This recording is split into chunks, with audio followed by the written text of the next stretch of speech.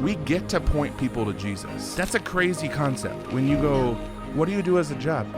I, on a regular basis, play music to point people to the God who spoke the universe into existence. It's the only thing that we're going to be doing forever in heaven. Yeah. And so I better know why I do it here. If you were to say, when did you start leading worship? A lot of worship leaders' conversation starts with, oh, yeah, I guess I just, because I'm a Christian and I'm a singer. Hey, I'm Andrea Olson. I've been leading worship and training worship leaders for nearly 20 years, and my mission is to support worship leaders just like you in volunteer-supported ministries because I know what it's like. I've been there. It's amazing, but you have a big job, and sometimes you might feel a little bit alone. But I'm here to remind you that you aren't. We'll cover spiritual and leadership growth, practical resources, and get encouragement from other worship leaders from all over the world. I truly want to see you lead from the overflow, not the overwhelm. So grab a cup of tea or coffee and join me. Welcome to the Overflow Worship Podcast.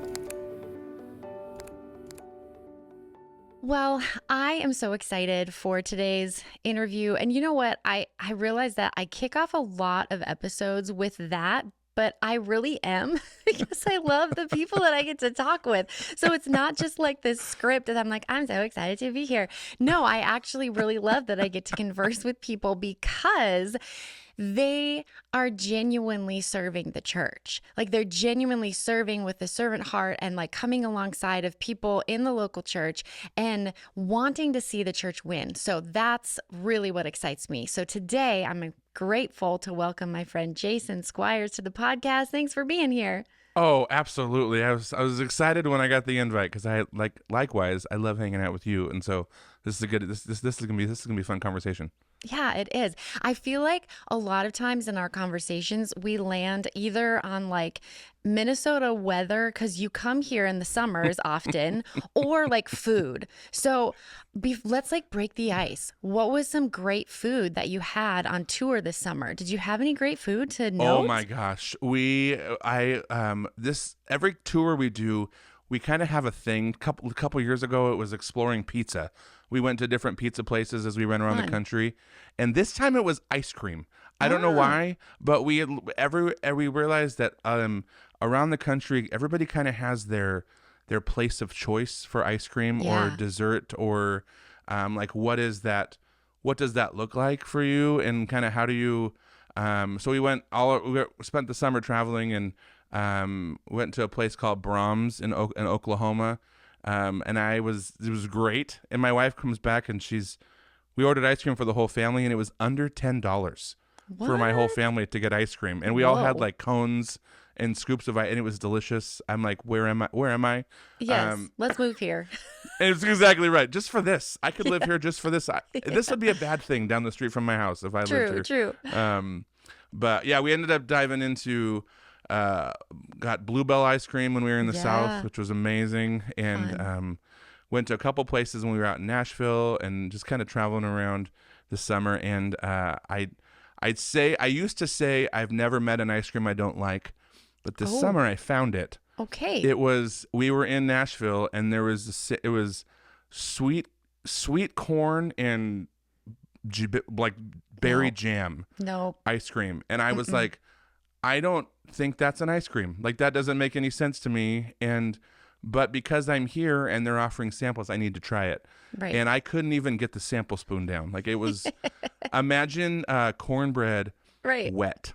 No. Like wet cornbread, cold. And it was like, this is not, this is gross. Like this is wrong. And people walking out with cones of it. You're like, you're not enjoying life. This is not a good thing. What's wrong It was with gross. you people? I've finally met an ice cream that I can say is disgusting. It was. Hey, that's a win. So, there you go. Now you know. It is a win. Now you know. That's amazing. Well, Jason, for people who have not listened to the Overflow Worship podcast, or they have not listened to yours, can you just introduce yourself? Tell everybody a little bit about you. Yeah, my name's Jason Squires, and I'm in Northern California. I've been on the road now about 20 years, leading worship. All over the place, teaching at conferences. I run an organization called the Creative Launch, And we spend our time really investing into creatives, reigniting the passion for creativity, and kind of helping creatives realize there's more to it than just doing a thing and coming up with new ideas. I was blessed with a business brain and a creative brain. Blessed and cursed, I should say. Yeah. And because they fight with each other on a They regular do. basis. But it's been fun to take that and kind of run with it and go, how do we help creatives kind of, I work with worship leaders, also on the creativity side with worship leaders, but I also work with like photographers and people that are just like, I want to build a business centered around creativity, but I've never done that before. What does Okay. that look like? And so I work on both sides, but I obviously have a passion for worship leaders, having been one, been one of the majority of my life now, and being that we run in and out of churches every Sunday. Like, so there'll be a Sunday where I'm at a church of 40 people leading worship. The next Sunday it's 3,000 people with a full band. The next Sunday I'm in a coffee shop. The next Sunday I'm at a Baptist church somewhere. Like, it just, every weekend is so different. It's been fun to take that knowledge and share it back to go, there's a bigger picture here, and how do we do what we do and continue to be the best version of ourselves. Wow, that's amazing. And what a beautiful picture of the body of Christ. And you Truth. get to experience it firsthand, right? Like, you get to see it and experience it firsthand. And I would imagine that you probably get to have some really cool conversations with the pastors, the worship leaders, the people in these churches, even just from a standpoint of like, hey, you're not alone. Yep. Like I was just at this other church that's doing this really cool thing that's, similar to what you guys are doing. You're not alone. Yes, and it was fun this summer traveling the country, seeing, because I spent a lot of time on the West Coast, because I can stay pretty busy and not be too far away from home. But over the summers, we like to go around the country, and you see ministry in different ways of how people kind of process things. Yeah. Going from the South, we were up in Michigan, kind of in Amish country. We're out in we were up in Oregon. We were down in Arkansas. We literally went all over the place this summer, and Wow. I was at a church in Hawaii earlier this right. summer. I remember you saying that. I bet that was wonderful. It's just it's like everybody does church so differently, Yeah. and it's fun to get in and go, okay, how can the knowledge that I have and the excitement for helping things be better, like I want to learn about what you do and then help you be better at what you're doing. And Yeah. so it's been I never thought I'd be here 20 years later doing, getting to share some of this stuff, but I also didn't realize for the past 20 years why I was learning all the things that I was learning. Oh, and yeah. And so now it's coming, it all makes sense now. Yeah. Makes sense. Yeah, that's amazing. Well, and isn't it like the kindness of God to, not reveal it all to us in the moment? Because I don't know about you, like I would be overwhelmed. Like, wait, what? Are you sure? I don't know. I don't know about that. That's right. I don't know that I would have been able to learn if I knew why I was learning. And, because just absorbing and, processing and, but like it's fun now to watch. Like, my kids have grown up in this world of traveling. Yeah. And my oldest is 12 and I have twin 10-year-olds. So they've only ever known a different church every Sunday. Sure. And the way they see church at 12 and 10 it's amazing to me, because they process things and realize there's a bigger picture. And one of my kids out on tour said she's never met a stranger. She's like, I don't know what a stranger means, because she's always meeting new people. Sure. But she gets to know them quickly and kind of process things, and it's like they're seeing life differently, and I'm excited to see where it takes them in the future. One of my oldest, she wants to learn she's literally told me she wants to learn every language, because she never wants language to be a barrier in communicating or dialoguing with anyone. And I was like, I don't know what God's doing in your heart, but man, I'm excited to see it kind of unfold. But it's coming from, years of seeing ministry in a different light and seeing people and kind of processing through all of it. So Yeah, that's beautiful. And it makes me think about the power and just the brevity. And I remember having this conversation with you before about the brevity of what we get to do, right? But it's like, yes, there's people that are impacted because of the ministry that God has called us to. But the impact that it has on our family and on our kids is powerful. And obviously there's two sides to that coin. There's the dangerous side that's like, well, my family was neglected, right? But I'm talking about the side where we're bringing them along with us, and that's what you're doing, but it's impacting their future. And that to me is like, okay, if I do nothing else in this life, that's all that matters. And so that's a really incredible thing, Jason. It's so good. And I mean, I don't know that we thought that through when we had kids and brought them into it. It was just like, oh, they're going to join what we're doing and continue on. And then years later, we're like, oh, I didn't even know that was happening. I didn't even, I didn't even realize what was going on here. And so, yeah, it's pretty amazing. It's pretty amazing. Beautiful. And I mean, let's just have a moment of silence, though, for the toddler years you did on the road. Because that, my friend, with twins. I want to point that out. With twins. With wife, twins and a 2-year-old. That's what Get that girl. Your wife needs to get in here. I need to personally just look her in the eye and say, you are a rock star. I did an event once.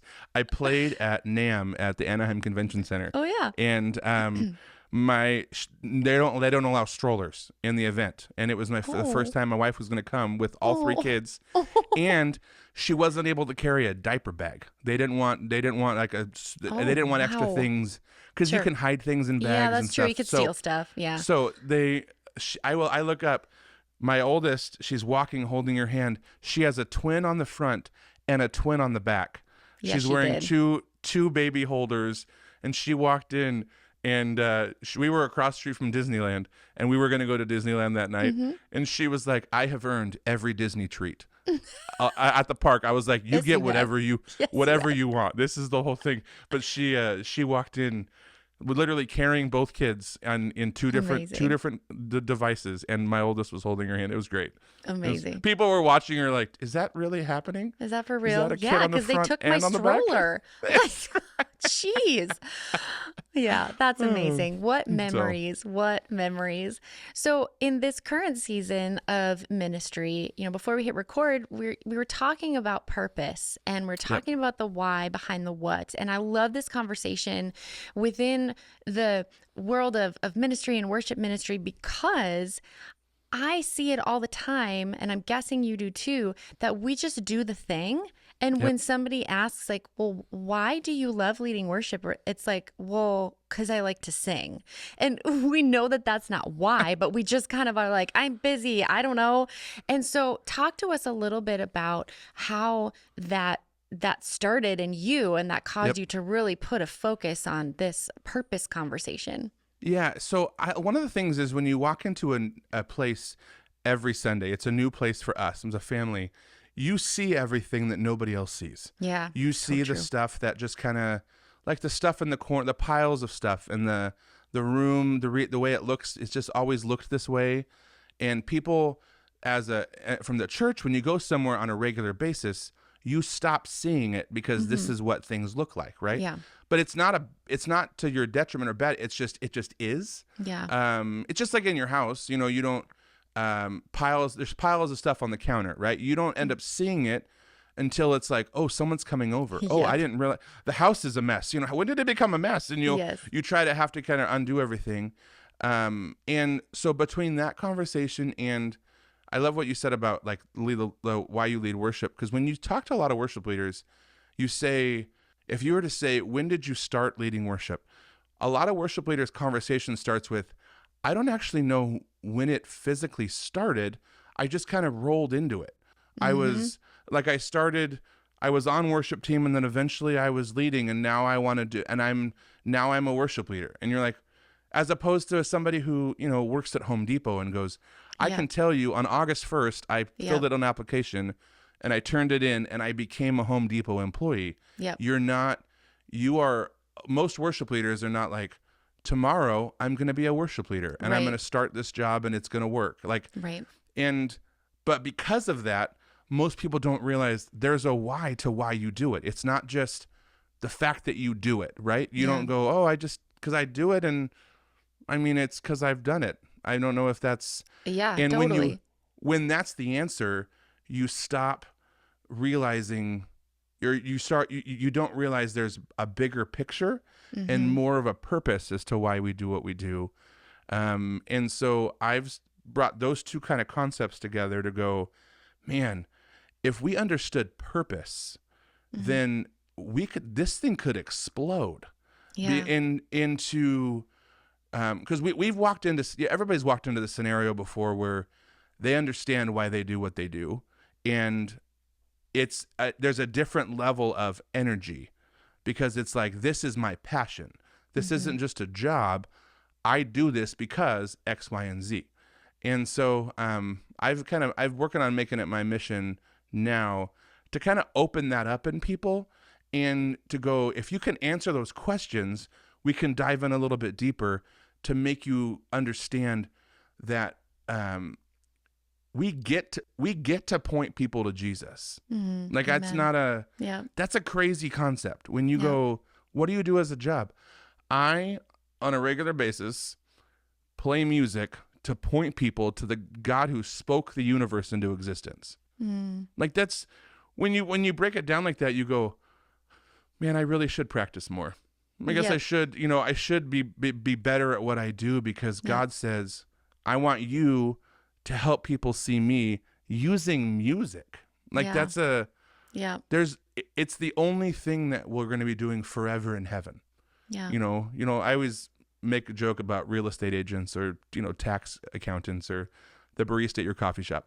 Everybody has a job and the thing they do here on earth, but we're not going to be selling real estate in heaven, but we Right. are going to be worshiping Jesus in heaven. Yeah. And so I better know why I do it here, and I better be invested into my why so that I can be better here because we're here on earth right now. And so, Yeah. does that make sense? Oh yeah, yeah. It makes total sense and it's powerful. And I think you're right, especially with like the next generation of worship leaders coming up and people who are, just graduating high school and whether they start leading worship right away or they're going to college or coming right out of college, getting a job. It's like, this is not just a vocation. Like it's Right. not just something that I guess I just, that was the kind of the option for me because I'm a Christian and I'm a singer. It's like, no. And I don't think that people are like walking into it with that mindset in a bad way. It's just that culture has kind of created it to be something that it wasn't meant to be. Correct. And so yeah, I think it's really powerful for us as, God, however God chooses to use us Yep. in that, whatever that platform, church, whatever looks like, that we're grounded in our why so that we don't get lost along the way. I love Simon Sinek's book, Start With Why. It's a book that it's super easy read, very small. It's not like a massive book, but that book actually set me on a trajectory to go, I need to know my why in everything that I do. So if I can't answer why I do something, I'm not going to do it. Yeah. Because one, life is short. So if I don't have purpose in my space, then like, what are we doing? We're just kind of making life, doing something for fun.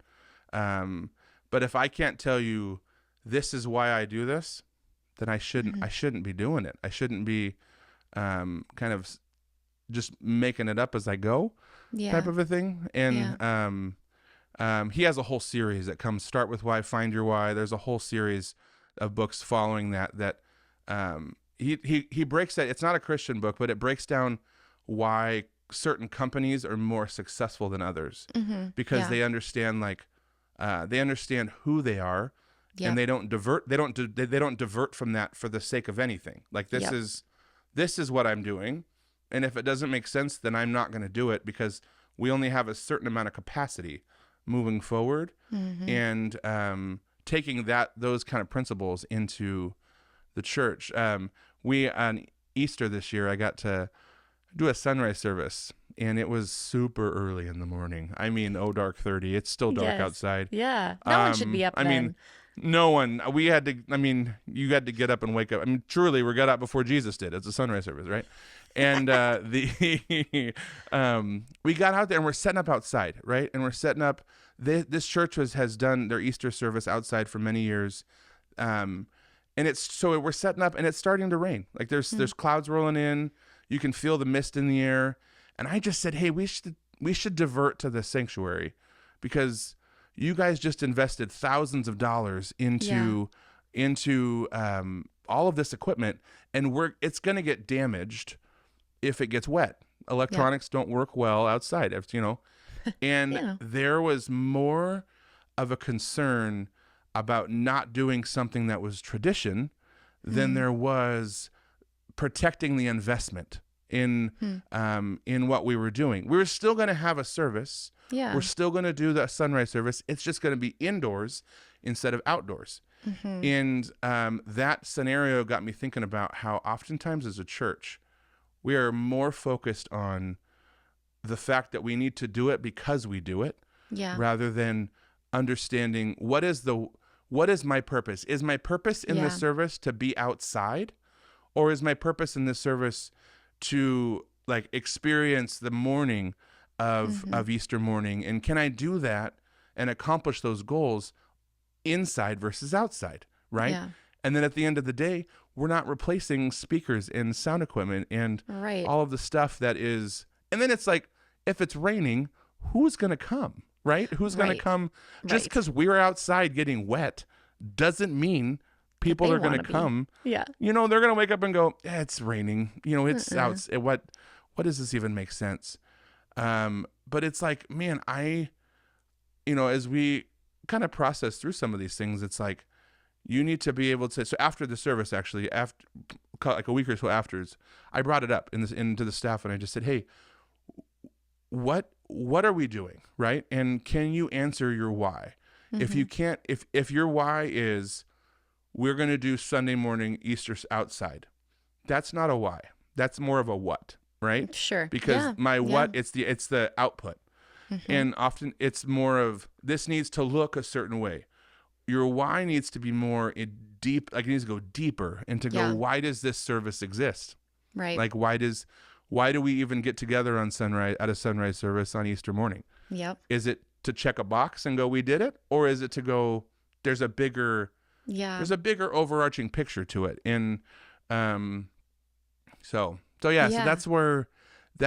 it's my favorite part of this conversations is it never ends with answers. It usually ends with more questions. Yeah. But that's I think that's part of the process is asking. You need to ask the questions and go, because everyone's answer is going to be very different.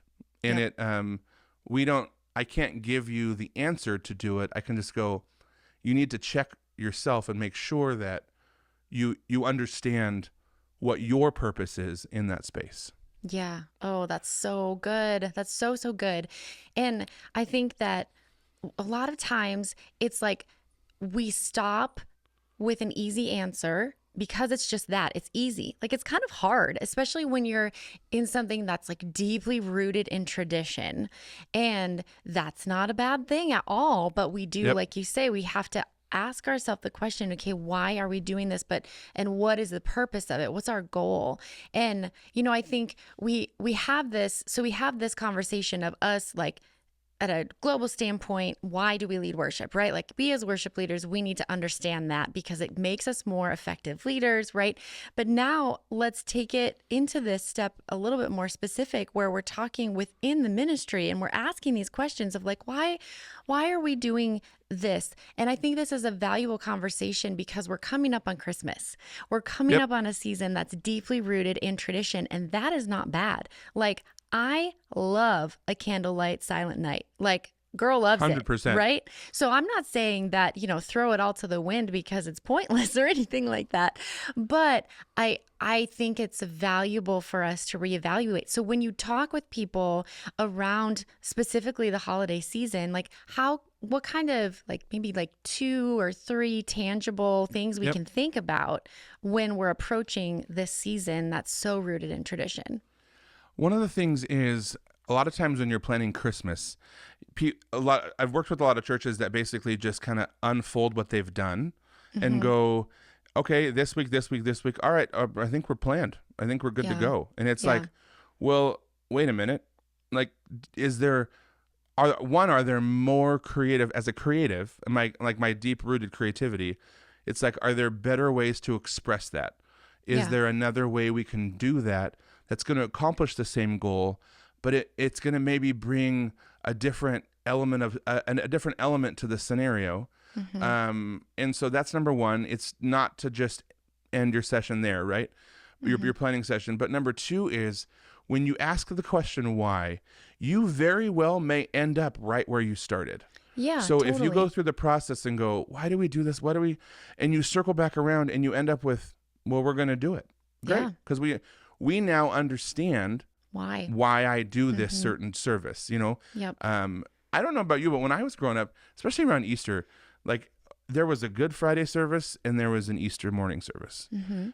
Sometime we had this sunrise service, but we have over the last several years, I feel like have added a lot of things to the, now it's like, well, we did the Monday, Thursday service. So now we got to and then we do and then all of a sudden we're there for the entire week and, doing all the things, but we do them now because we did it last year. And a lot of things, Christmas is the same way, right? Where you go, well, we did it last year. We're great. So we should definitely, let's do it.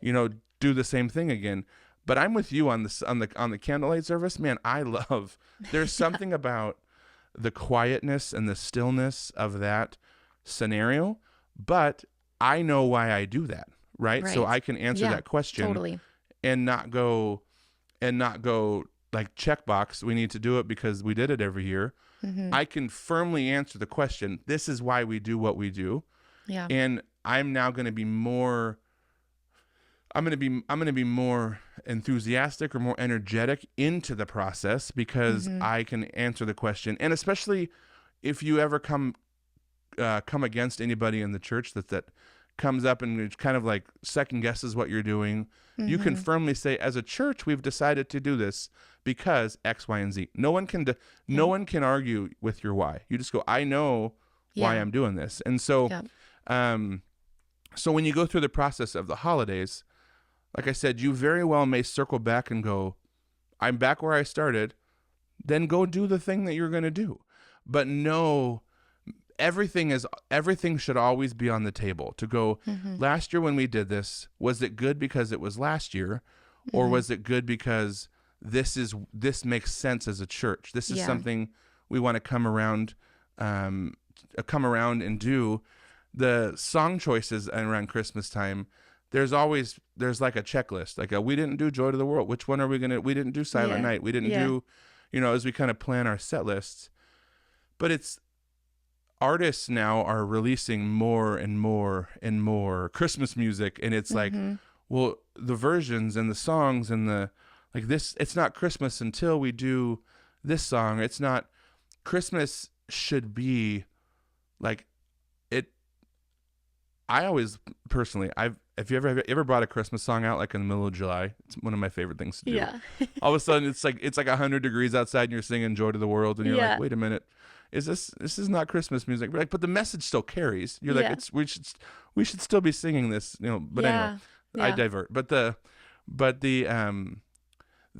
as you're planning out your set lists, try to avoid the checklist. Try to avoid, I need to do this song because I only do it once a year.